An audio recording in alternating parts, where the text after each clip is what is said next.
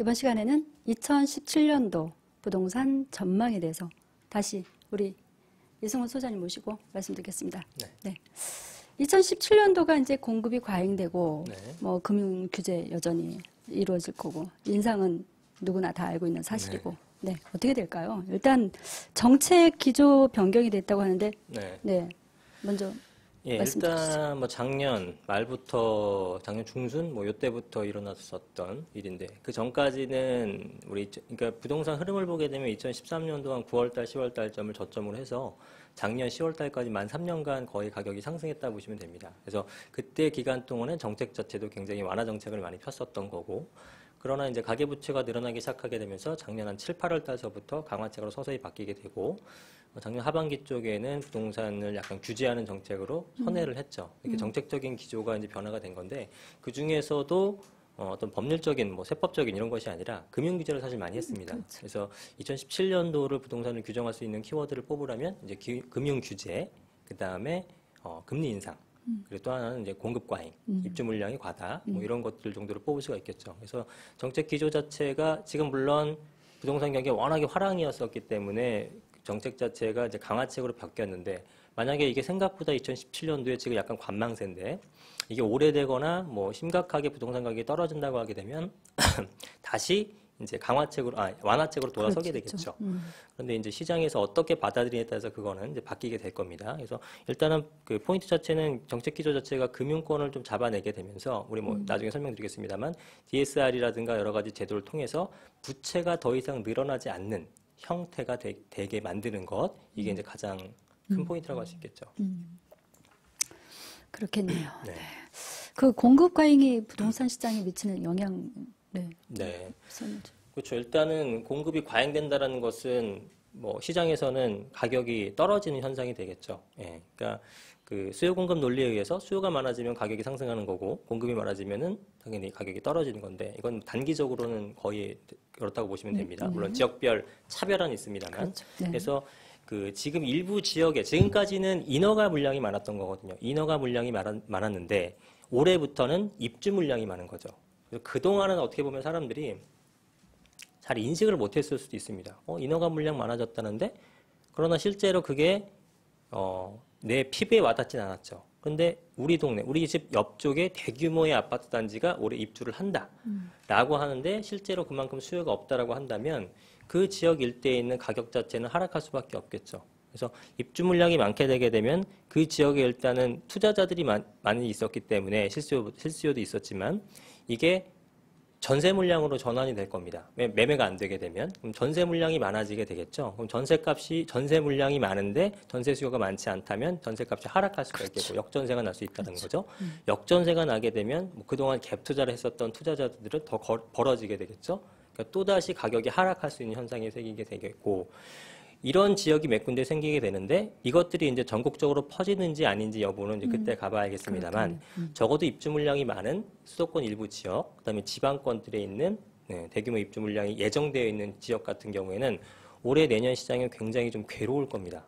방금 말씀드렸던 현상이 생길 가능성이 높기 때문에 이렇게 되게 되면 당분간은 가격이 정체나 내지는 가격이 하락할 가능성도 상당히 높게 점쳐진다라고 얘기할 수가 있겠죠. 그래서 입주 물량이 많은 것에 대해서 지역별로는 문제가 생길 수 있는 곳이 나타날 것이다라고 저도 봅니다. 더불어서 이제 금리와 실물 경제의 움직임이 우리 고환율에서 하락하는 시기 시장 변화 주로 그렇죠. 이제 우리가 정부에서는 이제 화폐랑 갖고 조절하게 되는데 보통 이제 금리를 갖고 조정을 가장 많이 한다는 얘기가 되겠죠. 그래서 경기가 좀 굉장히 안 좋다, 시장 상황이 어렵다라고 하게 되면은 금리를 당연히 인하를 시키겠죠. 그렇게 돼서 금리를 인하시키게 되면은 전체적인 자금 조달이 원활하게 되고 기업의 투자가 증가하게 됩니다. 이렇게 되면은 기업의 매출이 늘어나게 되니까 어떻게 보면 개개인에 대한 뭐 직원들의 급여도 올라갈 것이고 그러면 직원들도 어떤 가처분 소득이라든가 실질 소득 증가로 인해서 소비가 늘어나게 될 겁니다. 소비가 늘어나게 되면 기업의 매출을 증대가 하게 되고 전반적으로 경기가 굉장히 활성화가 되겠죠. 이게 길게 가게 되게 되면 너무나 소비량이 많기 때문에 물가는 비싸질 수밖에 없겠죠. 물가가 상승하게 됩니다. 그러면 물가가 계속 상승하게 되면 문제가 생기기 때문에 이 시점에서는 다시 금리를 인상을 시키게 되겠죠. 한국은행에서 뭐 물가 상승, 물가를 안정화시키는 것이 가장 첫 번째 목적이기 때문에 그렇게 해서 금리를 인상시키게 되면 이제 아까와 반대 현상이 생기게 되겠죠. 기업들은 그 대출을 받아서 하기가 좀 부담스럽기 때문에 자금 여력이 좀 빡빡하게 될 것이고요. 그렇게 되게 되면 실질적인 우리 그 개개인에 대한 그 가처분 속도 떨어지게 되면서 소비력도 줄어들게 되고 소비력도 줄어들게 되니까 부동산이라든가 기타 여하, 재테크 상품 같은 것도 영향을 미치게 되겠죠. 전반적으로 하락세라든가 거래량이 줄어드는 현상이 생기게 됩니다. 이게 길어지게 되면은 또 디플레이션이 올 수도 있기 때문에 너무 길어지기 전에 다시 금리를 인하시키는. 그래서 계속 금리 인하와 인상을 작동을 번갈아 가면서 하는 건데 최근에는 사실은 금리 인상이 몇 년간 거의 없었죠. 경기가 계속 안 좋았기 때문에 저금리로 이제 가는 거고 이것은 비단 우리나라뿐만이 아니라 대부분의 나라에서 일어나고 현상입니다. 미국, 일본뿐만 아니라 유럽의 대부분의 나라들도 1% 미만의 금리를 계속 유지하고 있는 거죠. 네. 환율과 부동산의 관계를 어떻게 설명 좀 해주시죠? 네, 이제 뭐 환율 얘기 나오면 약간 머리 아파하시는 분도 있을 텐데 사실 환율하고 부동산은 굉장히 밀접한 관계가 있고 꼭 알아두셔야 될 부분이라고 생각이 듭니다. 그래서 이제 환율이 이제 고환율이 있고 저환율이 있어요. 환율이 높다라는 것은 1달러에 2,000원인 경우, 예를 들면 저환율일 경우 1달러에 1,000원이라 얘기가 되는데 환율이 이제 높은 상태에서 하락하는 시점, 환율이 하락한다라고 하게 되면은 그러니까 이렇게 편하게 생각하세요. 환율이 떨어지게 되면은 경기가 좋아지는 겁니다. 그리고 우리가 IMF 때라든가 글로벌 금융위기 때 생각하게 되면 금리, 그 환율 자체가 대단히 높았었던 시점이죠. 1달러에 뭐 1,500원, 1,600원까지 갔었던 그런 시절들인데 당연히 그런 시점에 경기가 안 좋은 거잖아요. 그러니까 고환율일 때는 경기가 사실 안 좋은 거고 저환율일 때는 경기가 그런 대로 괜찮은 거다. 원화 가치가 상승한 거니까 이렇게 판단하시면 되는데 당연히 이제 외국의 해외 투자자들은 우리나라 경기가 좋을 때 경제가 상황이 강할 때 투자를 하게 되겠죠. 그러면 고환율에서 저환율로 간다는 것은 한국 경기가 튼튼하다는 얘기가 되니까 달러의 공급이 증가하게 되겠죠. 우리나라에 투자를 하게 되니까. 달러 공급을 투자한다는 것은 우리나라에 결국 원화로 바꾸게 되는 거니까 우리나라 유동성, 화폐량 자체가 증가하게 되겠죠. 그럼 이 유동자금이 증가하게 되게 되면 전체적으로 뭐 주가도 상승하게 되고 돈이 많이 도니까 사람들이 돈을 빌릴 이유가 없겠죠. 아무도 돈을 빌리질 않으니까 우리가 싸게 대출을 해주겠다라고 해서 은행에서 금리도 인하해주고 이런 현상이 생기게 되고 가게도 실질적인 가처분 소득이 증가하게 되면서 경기가 회복되고 부동산 수요가 증가할 수밖에 없겠죠. 이렇게 부동산 수요가 증가하게 된다는 것은 결국은 부동산 가격이 상승한다라고 결론 내릴 수 있습니다. 물론 이제 여러 가지 어떤 변수들을 다 종합적으로 관찰해야겠지만 일반적으로 이제 이론적으로 보게 되면 환율이 하락하게 되면 부동산 가격은 상승한다는 반비례 관계를 보시면 될 것 같아요. 그래서 기존의 어떤 객관적 데이터나 수치를 보더라도 환율이 고환율일 때는 부동산 가격이 좀 떨어져 있는 상태가 많고요. 환율이 이제 내려갔을 때는 부동산 가격이 상승하는 현상을 보이는 모습이 많습니다. 2017년도 시장은 어떤 흐름이 될 것 같은가요?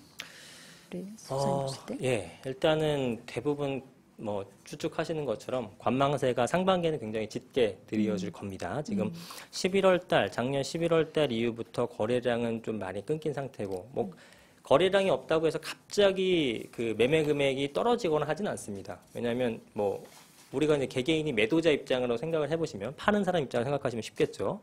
막 계속 가격이 올라가서 5억까지 갔는데 갑자기 거래가 안 된다고 해서 4억에 팔아야지 이런 사람들은 없거든요. 일단 버티죠. 일단 버티기 모드로 가는 거고 매수자도 떨어지길 기다리는 거니까 그렇죠. 당연히 서로 간에 힘겨루게 하면서 거래가 없습니다.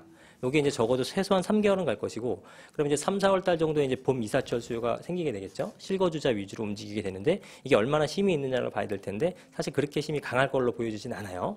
그렇게 된다 그러면은 상반기에는 계속 관망, 그리고 이제 가을철 이사 수요 지나서 그때가 이제 기로가 될 것 같은데 만약에 그때까지도 별로 부동산 경기가 살아날 것 같지가 않다라고 한다면 2011년도 올해 하반기 정도부터는 이제 버티다 못한 매도자들 중에서 급한 사람들이 약간은 가격을 낮춰서 급매가 좀 나오지 않을까라고 생각도 좀 듭니다. 그래서 뭐 실수요자 같은 경우에는 뭐 하반기 정도의 타이밍을 노려보시는 것도 좋을 것 같고 다만 이제 뭐 도심권에 있는 역세권 뭐 소형 평수라든가 뭐 이런 것들은 결코 떨어지질 않습니다. 굉장히 탄탄한 수요가 받쳐주고 있기 때문에 이런 것들을 원하시는 분들은 그냥 좋은 시점에 원하는 시점에 들어가서 되고 약간 입주 물량이 많거나 아니면 약간 외곽이거나 평수가 좀 큰 것들 그러니까 수요층이 많이 붙어있지 않은 형태들은 하반기까지 이런 형상이 계속 지속된다 그러면 일부 가격 하락이 있을 수 있다라고 판단하시면 좋을 것 같습니다.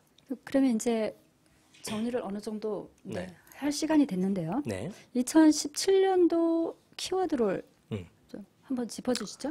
예, 일단 키워드 아까 세 가지 말씀드렸었던 금융정책의 강화, 그 다음에 금리 인상 부분, 그 다음에 입주 물량이 과다인데 금리 인상 같은 경우에는 뭐 16년도 12월 달에 그 미국에서 금리를 인상했습니다. 0.25% 포인트로 올렸고, 그래서 뭐 미국이 금리를 올리게 되게 되면 결국은 우리나라도 금리를 올리지 않을 수가 없죠. 예, 안 그러면 또 해외로 다 그 돈이 빠져나갈 수밖에 없기 때문에 거기에 맞춰서 금리를 올려야 됩니다. 그러면 우리가 과거 사례를 보게 되면 미국 같은 경우가 금리를 올리게 되면 보통 한 3, 4개월 정도의 시차를 두고 우리나라가 금리를 올리는 경우가 많습니다. 아직은 우리나라 경기가 안 좋기 때문에 추가적으로 얼마나 올릴지 모르겠습니다만 어쨌든 가장 중요한 포인트는 올라가는 것은 다 알고 있어요. 과연 이것을 몇 번 정도 올리느냐, 이게 이제 관건이 될 것 같은데, 미국 같은 경우가 이제 12월 달에 한 번 올리고 올해 한 3번 정도 추가적으로 인상을 하겠다라고 이제 언론에다가 얘기는 하고 있는 입장입니다. 근데 실제로 어떻게 될지 모르겠어요. 왜냐하면 16년도에도 한 3번 정도 올리겠다고 했지만 실제로는 12월 달 한 번밖에 올리지 않았었거든요. 그래서 이제 올해도 뭐 지켜봐야겠지만 제가 봤을 때는 한 2번 정도 인상이 그친다고 한다 그러면 오히려 시장은 더 탄탄해질 수 있다고 보여집니다. 왜냐하면 금리가 인상되는 것도 실질적인 금리 인상도 인상이지만 금리가 올라갈까 말까 그런 어떤 불안함, 불확실성 이런 것들이 있었는데 차라리 아예 올라간다라고 못을 받고 전제를 하고 들어간 거기 때문에 그러한 리스크 자체, 그러니까 불확실성에 대한 리스크 자체는 없어졌거든요. 그렇죠. 아예 내가 사면서 금리 올라갈 거 인정해라고 들어가는 거니까 생각보다 많이 안 오른다라고 하게 되면 오히려 시장이 더 탄탄해지는 효과가 생길 수 있습니다. 이제 그것을 제 기준으로 봤을 때 한 2번 정도면은 탄탄하게 갈 것이고 4번 정도가 된다 그러면은 굉장히 좀 굉장히 부담은 느끼게 되겠죠. 보통 우리가 이제 미세 조정하는 거니까 0.25%가 올라가는 건데 그렇게 올라가서 4번이면 1%포인트가 올라가는 거거든요. 그러면은 1억 정도 빌린 사람한테는 100만 원. 그러니까 월 한 8, 9만 원 정도가 부담이 되는 거니까 2, 3억 정도 빌린 분들은 굉장히 좀 느낌이 그 일반적인 셀러리맨들은 부담스러워 할 수 있겠죠. 그래서 얼마 정도 횟수가 올라가느냐가 포인트가 될 것 같고요.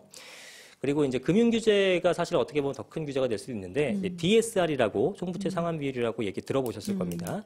이게 이제 금융권에 대해서 시행을 하라고 아주 못을 박은 건 아니지만 법적으로 법제화된 건 아니지만 권고를 내렸고 사실 대부분의 은행 그 금융권에서 이것을 하나둘씩 받아들이고 있는 입장입니다. 그래서 이것은 뭐냐면 우리가 그동안에 우리나라의 부동산 담보대출을 적용했었던 건 LTV DTI라는 거예요. 그래서 그것은 담보대출 비율이라든가 그다음에 내가 그 상환 능력이 있는지 여부를 보는 건데 좀 내용이 어렵네요. DTI 같은 경우는 이제 내가 여러 군데에서 돈을 빌렸는데 거기서 내가 이자를 각각 내고 있을 거 아니겠습니까? 이자를 얼마나 내고 있는지 이거를 판단한 다음에 그거를 제외하고 대출이 나오는 거예요. 근데 DSR 같은 경우는 이것을 내가 여러 군데에서 빌린 그 대출을 이자가 아니라 이자 플러스 원금을 상환한 것까지 가정하는 겁니다.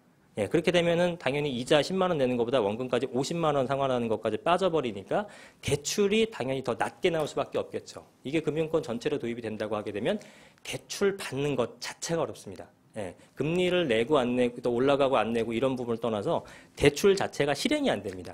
그럼 대출 자체가 실행이 안 된다 그러면은 부동산을 대출을 안 끼고 사시는 분들은 그렇게 많지가 않거든요. 그렇죠. 예, 얼어버리겠죠. 그러면 거래가 없게 되면서 전반적으로 가격이 조정될 수 있는 굉장히 강력한 규제책 중에 하나다라고 말씀드릴 수 있을 것 같습니다. 그리고 이제 또 하나는 결국은 아까 말씀드렸던 입주 물량이 그 지역별로 요거는 전국적인 현상으로 일어날 것 같지는 않습니다. 제가 볼 땐. 그러나 그 해당 지역에서는 이런 상태에서 이런 어려운 상태에서 물량까지 가세가 된다고 한다면 아무래도 조금 어려움을 겪을 수 있는 지역들이 나타나지 않을까 이렇게 좀 말씀드릴 수 있을 것 같습니다. 국제적인 공급 가입 문제나 관련된 그렇죠. 분들한테 영향이 있을 거고, 네, 금융 규제나 금리 인상이 이제 모든 그 국민들에게 영향이 있기 때문에 그 우리 소장님 말씀하신 것처럼 금리 인상이 우리 2017년도에 2번 정도만 올라가도 참 황송하겠네요. 그렇죠. 네.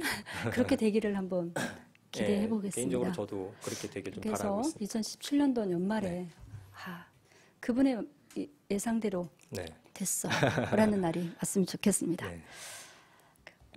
마지막으로 이제 마무리 한번 네. 정리를 해주시죠. 예, 2017년도에는 이제 그동안에는 저금리를 활용하게 되게 되면 부동산 가격은 상승하는 것은 당연합니다. 예, 당연히 사람들은 돈을 빌려서 부동산을 구입하는 경우가 많고 고금리일 때부터 저금리일 때 집을 더 당연히 사고 싶겠죠. 그렇게 되니까 뭐 전세값이든 매매값이 전세도 전세자금 대출을 많이 활용하니까요. 그래서 금리가 낮은 상태에서 상승했는데 고금리가 된다 그러면 뭐 조금은 부담스러울 수 있기 때문에 거래량이 줄어드는 건 어쩔 수 없다라고 보시면 좋을 것 같고, 자 이제 올해 같은 경우가 관망이라고 했고요. 매매에 대해서 사람들이 작년만큼 관심이 없기 때문에 실제로 매수에 임하는 사람들은 실제 거주할 사람 몇몇을 제외하고는 많이 줄어들었단 말이죠. 그러면 실제로 이제 올 봄에 결혼을 하는 신혼부부라든가 신규 수요들, 이사 수요들 이런 사람들은 결국은 뭔가 집을 얻어야 되는데 월세를 얻지는 않을 것이고요. 그러면 매매 아니면 전세 형태로 가는 건데 매매가 지금 사도